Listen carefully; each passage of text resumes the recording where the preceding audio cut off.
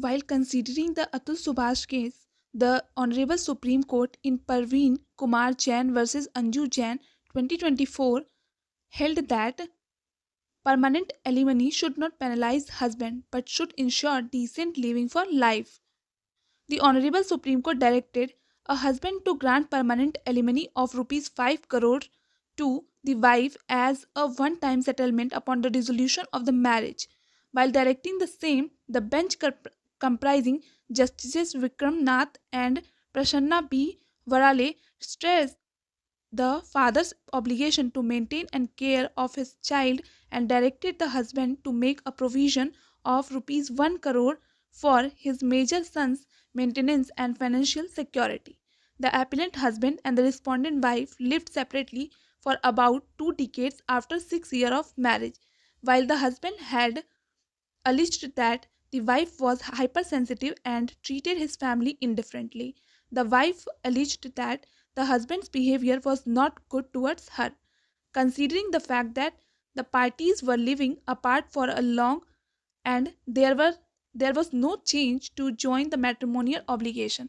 The court deemed the marriage was irretrievably broke down, although there were other issues pertaining to jurisdiction or entry maintenance under the Hindu Marriage Act.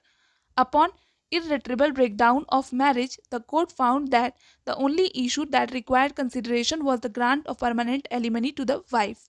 Before deciding the permanent alimony of rupees 5 crore, the court referred to the cases of Rajneesh versus Neha 2021 and Kiran Jyoti Mani versus Anish Pramod Patel 2024 to look upon the factors that need to be considered while deciding the permanent alimony amount. The court culled out the following factors that required due weightage while deciding the permanent alimony amount.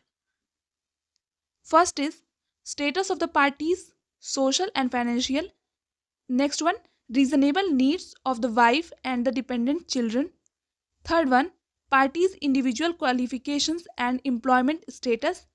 Fourth, independent income or assets owned by applicant.